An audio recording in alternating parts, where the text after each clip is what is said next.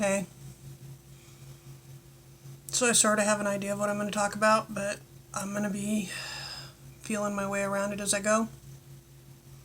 We are in the final stretches of getting the house. We are past where we were last November, before the car accident. We found out what the sticking point with the VA is, and we're able to overcome it. Paperwork-ish. The broker will be pulling the loan next week. Okay, remember that our drop dead date to be out of this unit is April 15th, and Norwestcon starts April 18th. Our drop dead date is April 15th, and Norwestcon starts April 18th. We will either have a house, or we will be spending a week or two in a weekly hotel. Not looking forward to that transition there. That said, if we have a house in time for Norwestcon, we might need a house sitter for Norwestcon weekend. Keep that in mind. In the meantime, a friend approached and asked Michael if he could be involved with rebuilding an organization, it's a volunteer thing, that has fallen by the wayside with membership. If y'all remember Tacoma and the Pythians building in Tacoma, if y'all are familiar with that, there's a Pythians building in Vancouver that needs new members. So if you live to the south and you're interested, starting I think in May, like a week and a half after we move, the husband's going to be working with the Pythians in Vancouver to start rebuilding that lodge, and I might be working with the Pythian sisters to rebuild the women's side. There's a lot of ish to that, but I like the people involved. If you're interested, Pythians is an organization that was founded right after the Civil War. You're going to have to ask the historians, and one of the things this particular lodge has is a museum, so there will be historians to ask. But Pythians was founded after the Civil War. It was the only fraternal order, or one of the very few fraternal orders, that allowed minorities to join. In the South and in the Southeast, the majority of Pythians are African American. It's a cool organization. It's a cool building. The Vancouver building, while not having a great hall, is as cool as the Tacoma Pythians building, just different. And I'll go into that another time. Anyway, so the loan gets pulled next week. We start talking to a real estate agent. We put a bid in on the one house we really, really want.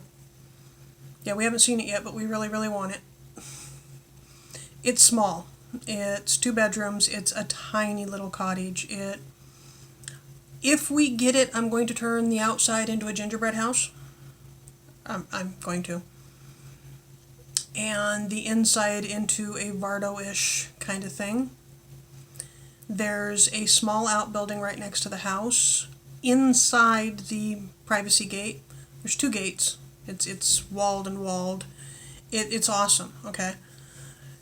Next to the house, inside the privacy gate, is a small building I think I can turn into a sauna or a sweat lodge. And I'm going to get a basic, probably an inflatable hot tub, because hot tubs die.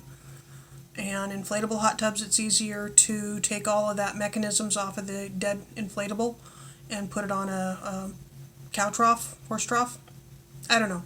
I'll think that one through, but there'll have to be a soaking tub of some form, because the house bathtub is really, really small.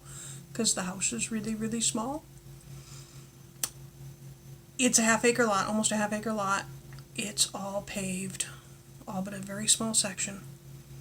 And it has the most amazing outbuilding. Okay? That's what we want it for. It has an outbuilding capable of taking the forge and the metal shop and the wood shop and the art shop and the fiber studio and and my beading station and a sewing area and all of our stuff for storage. Okay. It's an amazing outbuilding. It was a professional grow lab. Anyway, and it smells like it. That's the Salem building. We'll put a bit on that sight unseen. After that, there's a couple of places here in Portland we've looked at. There's another place in downtown Salem we've looked at. We really gotta hope that the first place goes through, because that's our hope of getting in fast. Because once we put a bid, we have to wait for the appraisal to come back. And it has to appraise out, and then we move forward from there. It takes anywhere from 10 days to 30 days on a streamlined process, and can take 3 months on a non-streamlined process. When we bought the house in Tacoma, it took 6-7 weeks. Anyway, the little house is completely, we're going to call it renovated, not flipped. It's been completely remodeled. So that's a really cool part of it as well. Okay. So we get, the loan goes through, knock on wood, next week. We talk to the real estate agent, we put a bid in, we get the appraisals, we get the house, we go to Norwescon, we come back from Norwescon, and about a week after that he starts working with Pythians. It's really tight. It's really tight. My body does not react well to that kind of moving stress. It just doesn't. I always feel guilty, and I always feel like I should be doing more, and my body just crashes. So we'll see. He's moving stuff over to the storage locker right now because we have too much stuff. The problem is, if we have to go into a weekly hotel for 2 weeks for the split, then we have to put all the furniture in storage, which is another storage locker. You do not want to understand my antipathy to storage lockers. I had this antipathy when we first got together. I've had this hatred our entire marriage of storage lockers. Yeah, we're overwhelmed by storage lockers. Once we get moved, within a month, okay, so we drop dead date here is April 15th.